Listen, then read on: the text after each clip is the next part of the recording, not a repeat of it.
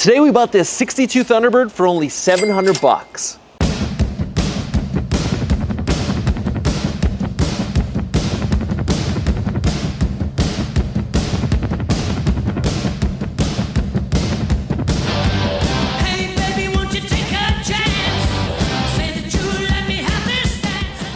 This car's been sitting, rotting out in a backyard for the last 16 years. And if you haven't seen our previous video, we just got done building and resurrecting this abandoned Camaro. We got it running, we did suspension, aluminum heads, camshaft. Now, we did get lucky on this car. The question is, can we get lucky twice in a row? This car needs a lot of work. The number one problem being, this car doesn't run and hasn't for over a decade. Problem number two, this paint is thrashed. Problem number three, these tires are shot and the hubcap is missing. And problem number four, on the back we got a spare tire. Problem number five, there's a big dent in the rear quarter. Problem number six, this interior is disgusting and kind of smells like mold. With that being said, let's push it in the shop and get to work. The 1962 Thunderbird is one of the coolest classic cars of the 60s because it's where car design went from World War II fighter jet to futuristic rocket ship. With afterburner taillights, turbine grills, and you still get the cool rear fins. Now, I had a 55 T-Bird that I spent 2 years restoring, but I had to sell in order to help fund this channel, and I always wanted to get one again. Funny enough, this new car couldn't be more different, so how did the iconic 50s car change so much in just a few years? Well, to cut it short, originally Henry Ford II bought a Ferrari Barchetta, and coincidentally, a couple years later, Ford came out with something entirely different. Definitely didn't copy Ferrari at all. And it sold like hotcakes. But the executives at Ford said they wanted even more money, so they redesigned the T-Bird to be more family friendly and added 2 more seats. Now luckily in that process, they ditched the junky Y-block and went with a big block 390. And then in 1961, they redesigned it and created another masterpiece. Now I believe this is one of the most overlooked classic cars on the market. Very 60s with a boxy yet also very round body. It perfectly captures the zeitgeist of the 60s. I mean, it literally looks like a rocket ship or a flying car. So when we had the opportunity to own one ourselves for 700 bucks, remember that's cheaper than an iPhone, we couldn't pass it up. Now this is a one family owned car and it was passed down through its generations. And the owner wanted to bring it back to life, but it had been sitting for so long and he couldn't figure out how to get it running, but he's moving across the country, so he needed it gone. That's when the vultures, me and Lenny, came in and picked this baby up for $700. Now, it is very rough and we have no idea if it actually runs. You never really know what you're getting yourself into when you pick up a car like this. Now, we've picked up barn finds and got them running in under 24 hours, but we've also picked up cars that had blown transmissions. First things first, let's see what we're dealing with. Obviously, before we buff the paint or do anything like that, getting the motor running is definitely the number one priority. Right off the bat, this engine bay is filled with a ton of crud. I mean, there's leaves, there's a ton of spider webs down here. Corrosion on the battery terminals. Battery looks terrible. I mean, look, all the insulation from the hood is completely gone. Everything, look, we're missing a belt for AC. There's a spider web attached to it. Oh, here we go. Yeah, right off the bat, there's definitely no gas in this thing, which makes sense. When you leave carburetors just sit, they just get all gummy and then they don't work. So we might have to rebuild this or get a new carburetor, but there's rat poop all over the intake manifold. Oh, I mean, this carburetor's probably toast. Gaskets broken. Yeah, so the dipstick is like way down in there. Ooh, that came from all this. Oh. We got oil. This oil looks fairly clean, not that bad. I wonder if he changed the oil when he was working on it. That would make the most sense. Yeah. So that's a good time. Yeah. So now that we know it has oil, I want to just crank it, see if everything's moving around, see if we hear any weird noises. We got 1.7 volts. Yeah, that should be good enough. No, I'm kidding. No, that's no bueno. So I don't know if this is the stock location for it, but it's a little strange. It's right by the battery. Usually, most cars that I've had where the starter solenoid isn't part of the starter, it's usually somewhere back here. So it being there, that might be the stock location, but if not, that's kind of weird. Also, it's interesting how the battery is like at an angle. but that's how the plate is. This is my first, 62 Thunderbird. The only other Thunderbird I had was 55, so a lot of things changed, obviously. It's not a 6-volt, you don't have a Y block. We got the 390 big block. Chewing it up. Hey, it works. This battery luckily has a little handle right there. Oh, I'm gonna throw that in the ocean later. Look at all that crap right there. Oh, look at all those spider eggs. Okay, we got our new extremely valued, cheapest battery at the store. So cheap it couldn't come with a handle. Yeah. Oh.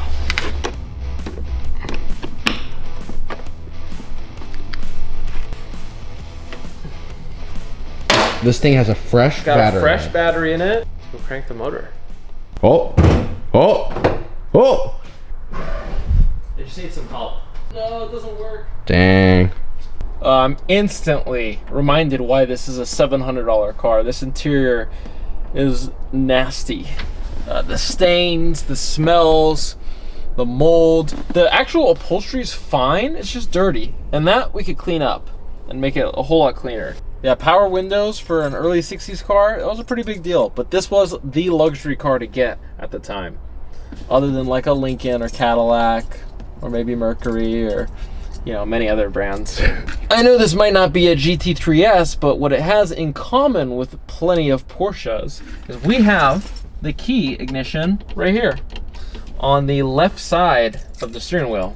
I just gotta find the right key. There we go, I think it's this one. Ready? Ready, fire it up. Key's not working. That's not good. So this key should be working, but put it in, and it's getting stuck. None of the other keys work. None of the other keys will even go in. This key actually goes in. So far, this isn't looking good. Key won't even turn. So either one, this is the wrong key. Two, maybe the key got screwed up, but it looks fine to me. So what I'm thinking is maybe it's jammed. I could spray a bunch of lubricant in there. Maybe that'll work.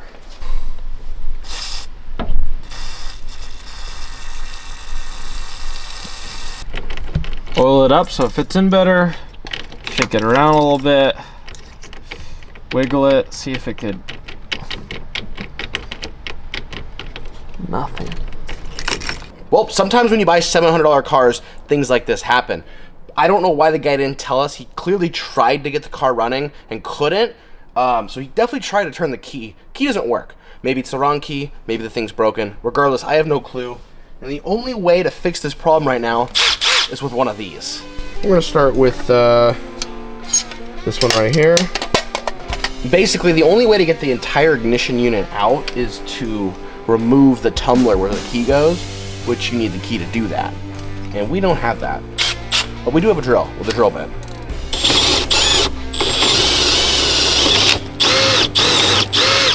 That was really easy. Let's get a screwdriver. Give me a flathead. Alright, I don't think I drilled far enough. Oh! I got it to pop one way. I think I gotta drill farther. If I do drill too far, we'll have to get to replace the whole ignition unit. Just FYI.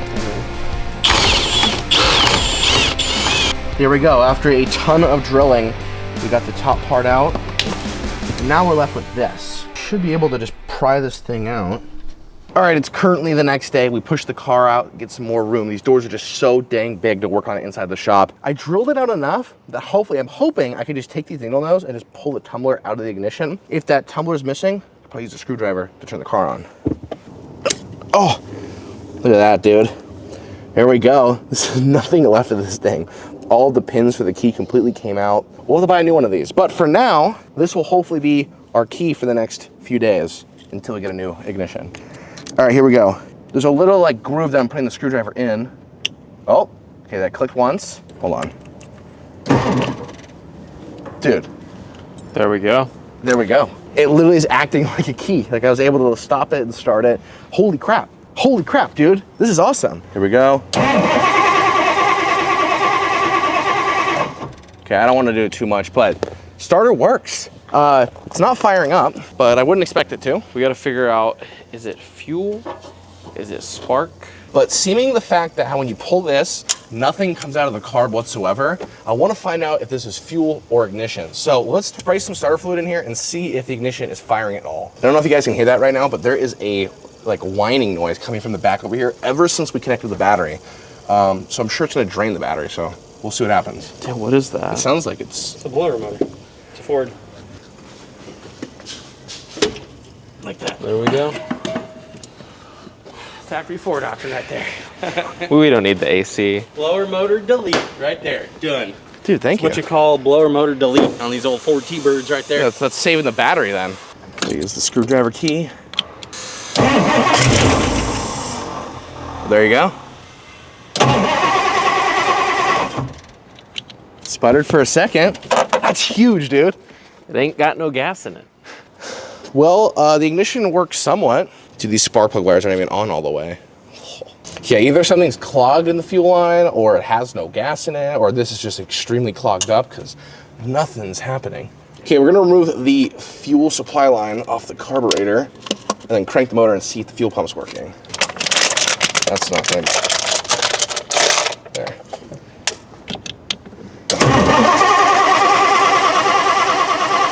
Okay. Nothing. All right, plan is we're gonna take the Camaro over to the gas station, fill up a jerry can, get some clean gas. We'll put it in the car and see what happens.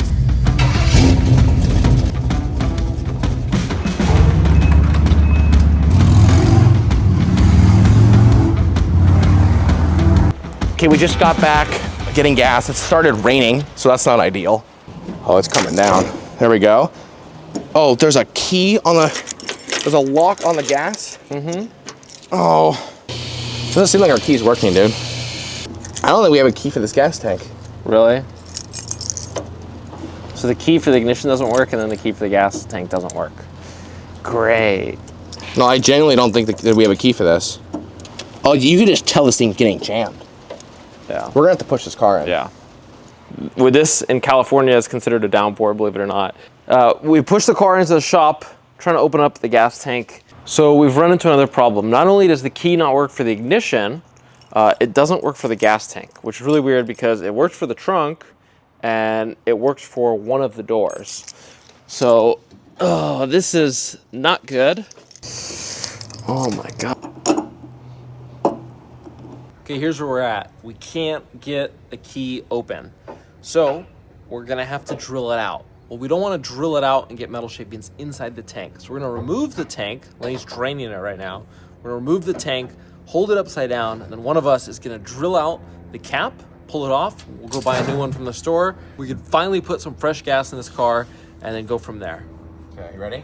Okay, so I'm about to take the drain plug out, and I'm sure you guys could tell, but we noticed this too. The tank looks really nice. And if this was the original tank, it probably would be all corroded and look terrible. So this tank has definitely been replaced. So that is a huge, huge thing because a lot of these tanks over time get rust, which this probably won't have. Nothing. Ain't got no gas in it. Okay, well that explains a lot. There's no gas in it. So the guy might have replaced the tank when he was trying to fix it. We are jacked up right now. So it could be a little bit, but there's not a whole lot if there is. Yeah, look, that's the filter. Yeah, this thing is bone dry, dude.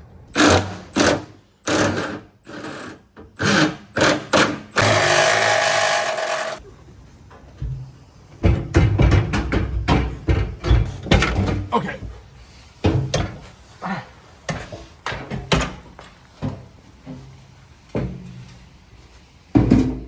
Got it.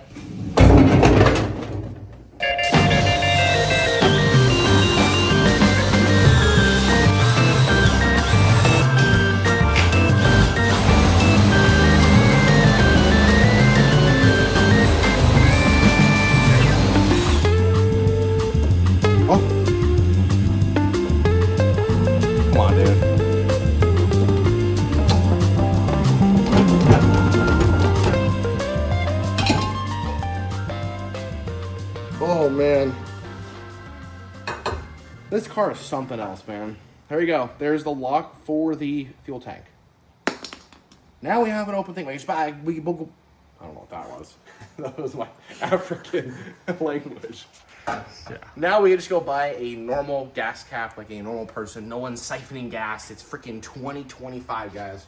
2025 with these gas prices, people are 100% are siphoning gas. Are you crazy? Maybe. Real quick, before we put this back in the car, let's blow it out. And then also, when I was taking the tank down, I ripped the wire for the fuel sender for the gauge.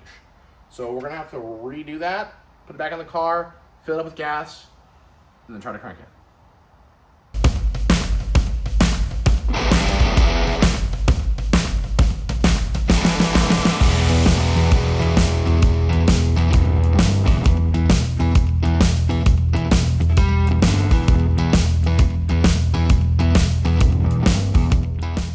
We officially dropped the tank after drilling out the lock. We put it back on. We filled it up with gas. Reconnecting the fuel line right here. Dude, what is up with this? Why don't we have any flatheads? I'm sorry, do we own only Phillips? And why are our Phillips bent, Noah? I don't know. They make for great pride tools, I'll tell you that. Yeah, clearly. I'm gonna fill up these float balls with my float ball filler. Ah, shit. Yeah, we're gonna fire it. Okay, all right, that's not gonna work. You know what? Fuck it. Okay, that's enough. That's enough. That's enough. Okay.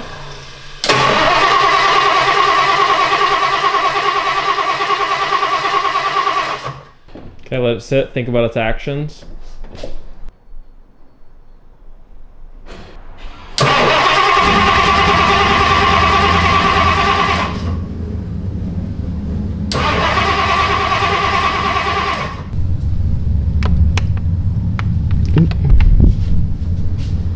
Right? Yeah, go.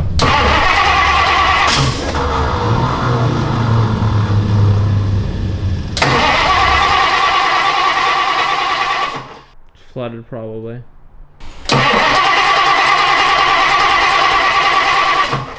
So it's still not working.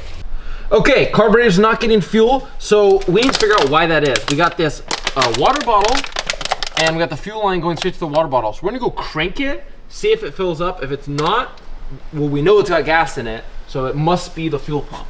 So let's crank this bitch up and see what happens. Really empty.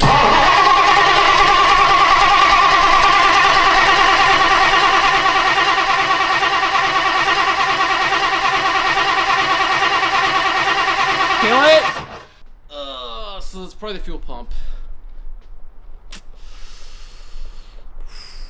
And they said restoring barn finds was easy. Yeah.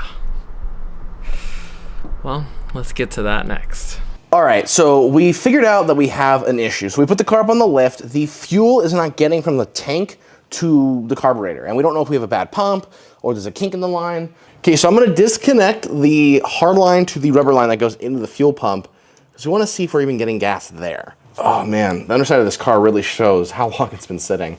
There are so many spider's eggs.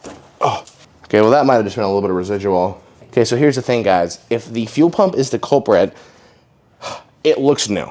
Like, I'm not even gonna lie right now, it doesn't even look that, it looks pretty shiny. It might be broken, but it looks relatively new. What could have happened is that the cam lobe wiped because the fuel pump rides on the one of the centric lobes of the cam. If that's the case, we'll be in an absolute world of hurt. So, but meanwhile, while we're here, let's blow it out. If there's any dirty gas too, I want to get it completely out of the system, so.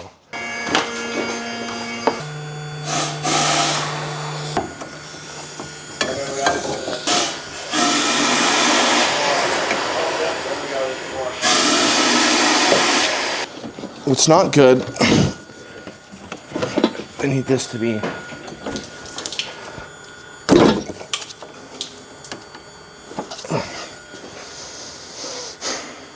Light a match. Oh, it's the worst when your arms are up and it just fucking goes down your arm. It's your arm. I'm covered in gas right now. We have no hot water at the house. Okay, well, at least we created a siphon. I kind of want to try to crank the car right now and see what happens.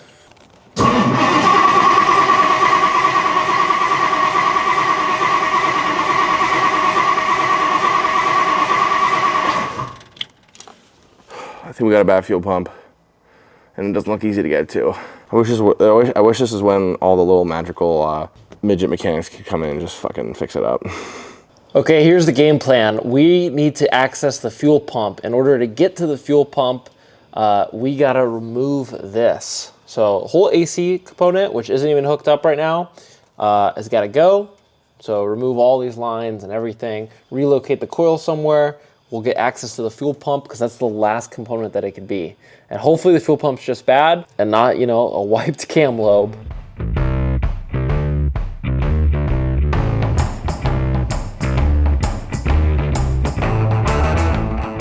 Just got done removing the AC unit, that way we could access the fuel pump, and we smelled gas. And we would quickly look over here, this thing is drenched in gas, dripping all over the ground right now. Basically the fuel line runs like this, and then it goes up into here, and no, this is not crushing it. It runs up into there, and then back down here to here.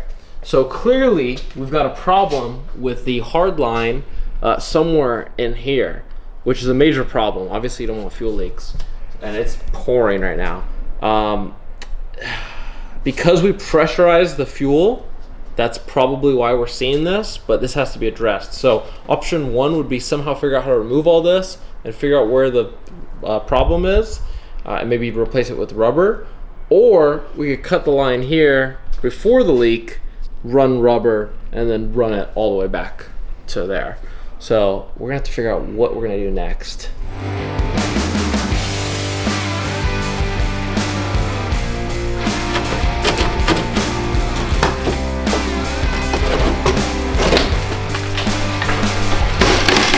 What the hell is that? Part of a tree? I don't know. Oh, something's moving! I'm just kidding. Alright. Well? Oh! It's a rubber line. It's a rubber line! We're good! We just gotta replace that rubber line. Thank God. Look at that rat's nest of shit up there. Yeah.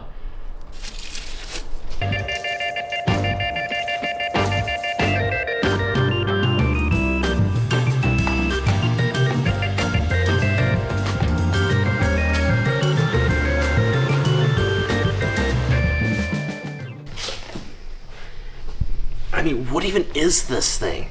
It looks like an elephant's ear. I don't know. There's so much crap everywhere. What is this?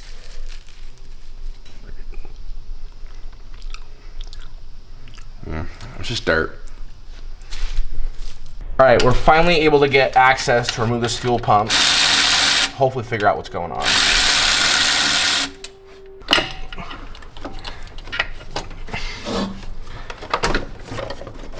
Holy shit, this thing is so long.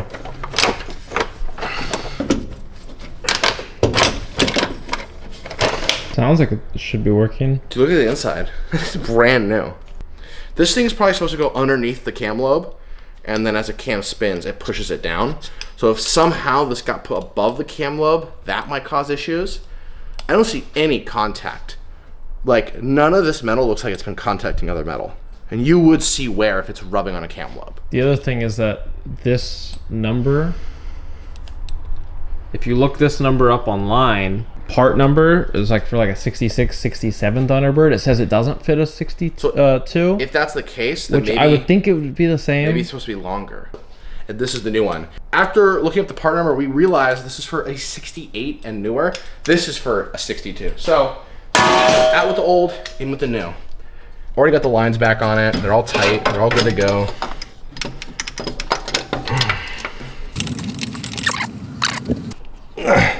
Okay, you doing? All right. All right, guys. After fiddling with it for a very long time, got the bolts started. I gotta say, I'm a fan of Chevys more. This is very difficult. Fuel pump is on and it's tight.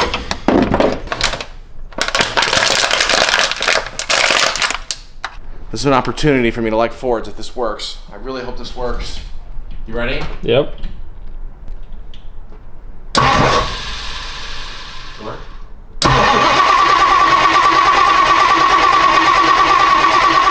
Yep, there we go. Let's go, dude. Oh, so I had a bad fuel pump. Yep. Oh my gosh. Oh my gosh.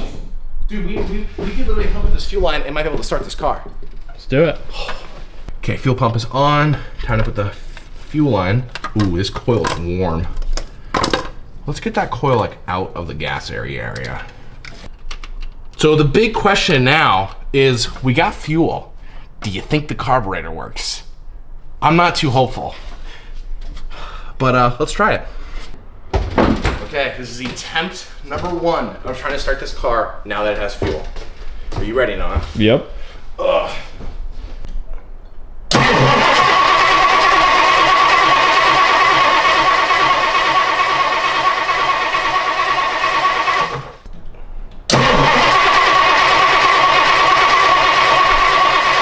Maybe.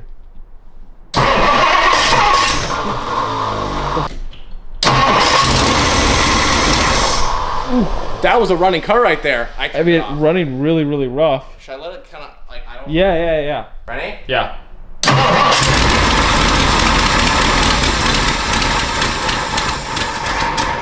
Ooh. Died when I tried to give it gas.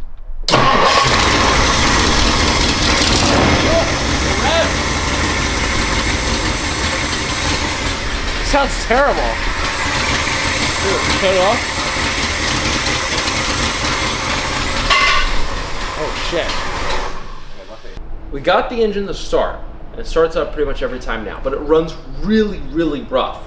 So obviously it needs a good tune-up. We got to figure out why. I think partly we just need to keep starting it, let it run. That way it can settle itself. Okay, right now, guys, the coil is just kind of free floating because we removed the AC component. This was bolted to it. We're gonna find a new way to relocate this, but just for now, just so that we're kind of testing it, it's just gonna be sitting right there. Basically, I'm just gonna give it some gas, let the engine run at different RPMs so that it just kind of figures itself out. It's been sitting for a long time. It's got clean oil in it, so I think, you know, giving it some RPM, let it run, it could figure itself out. Hopefully that carb could get some of that gunk out maybe on its own.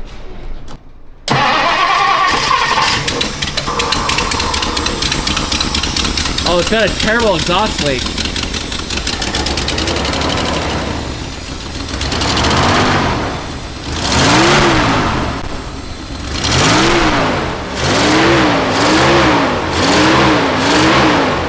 Sounds like it's idling a little bit better now. It's still not perfect. There's a terrible exhaust leak.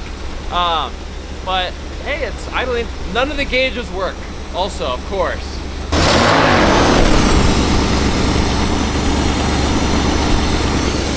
Before we do a tune-up, I want to test to see if this thing will go and drive and move. I don't know if the brakes are going good. I don't want to do reverse because I don't want to hit any cars behind us. Not that I want to hit, you know, the lift and wall in front of us, but at least I got a little bit of room.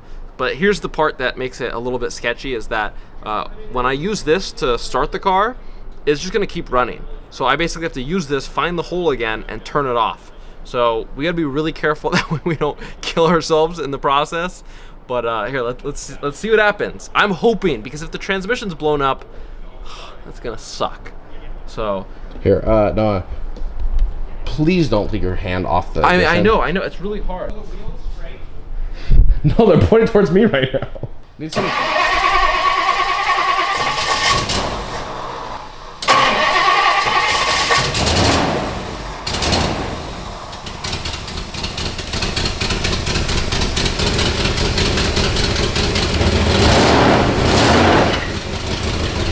Do the brakes work? The brakes work? Barely. It's running and driving, guys.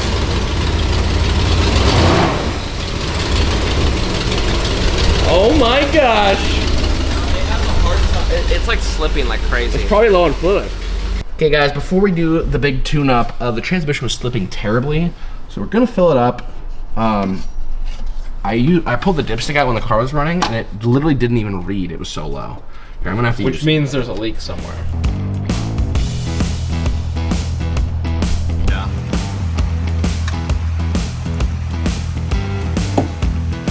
Bam.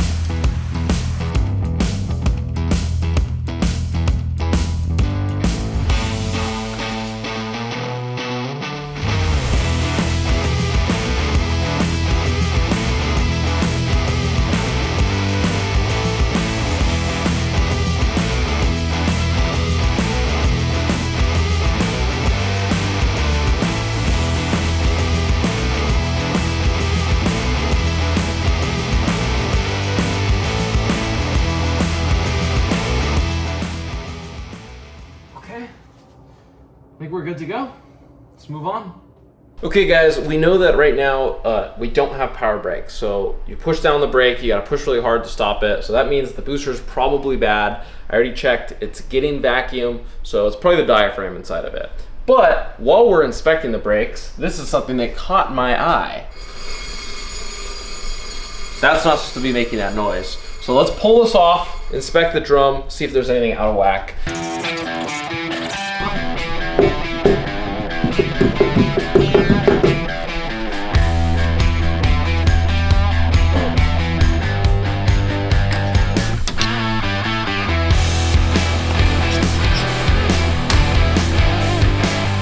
So drums have the wheel bearings that are part of. How does it look? Wheel bearing looks fine. Yeah, it looks fine. I mean, even the grease is still red, so it's not that old. Oh, that wasn't too bad. Oh, that came off way too easy. Something just fell. Oh, look at that. There you go. There's our sound. There's our sound. You also just dropped a spring. Also just dropped that spring right there. There's the piece. We found our problem. Oh. The spring broke. Yeah, look at that. Oh. This is basically for the self-adjuster. So it goes right there. So we're just gonna do a self-adjuster delete because getting this exact spring is gonna take longer than a day. And I don't wanna wait any longer. I want this thing out on the road. So we're just gonna put that away, order the new one, deal with it later. So while we wait, let's go drive this bitch. See, I'm really happy that the bearing's fine. Seems like all this stuff has been replaced recently, which is kind of weird considering the spring's broken. This car is an absolute mystery, but that's what happens when you buy these old cars that have been sitting and no one knows anything that's, yeah, these hidden stories, and the car gets passed down. I'm gonna put this, so whenever you do these, it's very important that you get it tight and then you back it off just a little bit, because what happens is it heats up, it expands, and you don't want it to burn up the wheel bearing. So you gotta get it just good enough. There's a little bit of wiggle room. Okay, get this in there.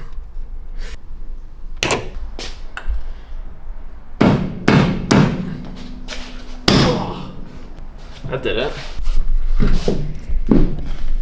Cut it.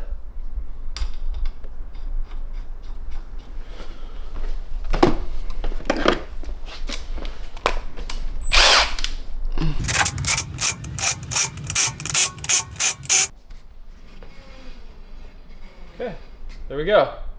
Just got done doing the brakes, topped off the fluid after bleeding it, and that brings us to today's sponsor, Liqui-Moly. Now, it's a good idea whenever a car's been sitting for a long time to change the brake fluid, even if it looks clean, because brake fluid only lasts for 2 years. It's crazy. No one changes their brake fluid every 2 years, but you should. And the main reason why you should is because that fluid starts to break down and it's less effective. Not only that, but the fluid is highly corrosive. That corrosive fluid in your rubber brake lines will start to wear them down and cause them to swell up. And then you don't have brakes anymore.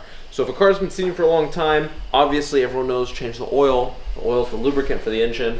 Well, the other fluid that you should really, I would recommend changing is some brake fluid. And we got the Liqui-Moly .4 brake fluid. This car you could use .3, but .4 works just as good. And yes, Liqui-Moly makes brake fluid because they make all kinds of amazing fluids if you're trying to take care of your car and make sure your car is in optimal health. So check out Liqui-Moly, not just for your oil changes, but for brake fluid as well, and any other fluid that they have. Battery on for the billionth time. We get the rag to soak up any gas that comes out of the carb. We got our little janky mount for the coil. We got our janky wires. I think this thing is road ready. Okay, how to start up this car. Move this steering wheel out of the way. Get access to the broken ignition. And just gotta give it a little crank. Oh! So she's purring right up. Yep. All right, pull it out.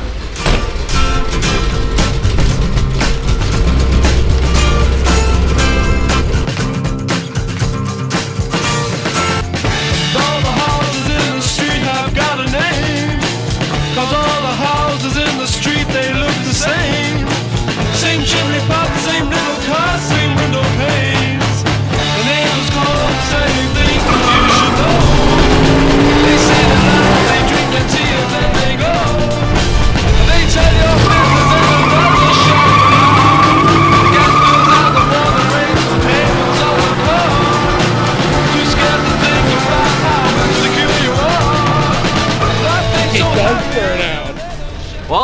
smokes the tires.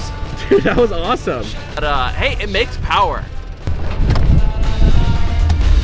Whoa, whoa. Dude, the cockpit view is amazing. Here, watch what happens if I just step on it. Whoa. Like it kind of just like, Dude, it's got power. it's got some power, yeah. This is what success feels like. Whenever we dive into a project, we don't know what we're getting ourselves into.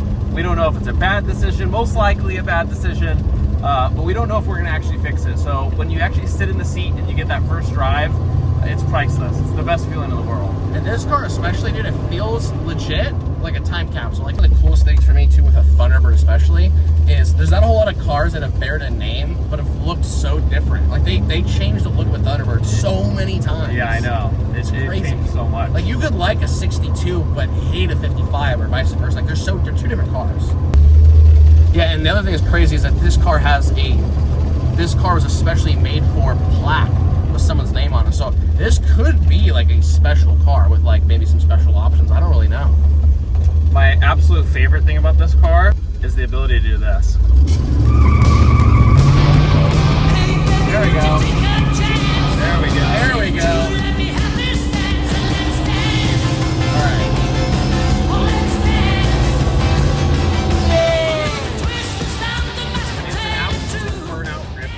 Well, there you have it, guys. For $700 and a few hours in between working on our awesome Ella swapped Corvette build, we were able to take this car that's been sitting for over a decade, bring it back to life, and essentially make it a running, driving car. With that said, though, there's still so much that we could do with this car. We could quickly buff the paint, turn around, sell it, make a few bucks, or we could go down the Thunderbird rabbit hole, start throwing tons of money and time, and make this an absolute insane cruiser. So let me know in the comments down below, what do you want to see next for this Thunderbird?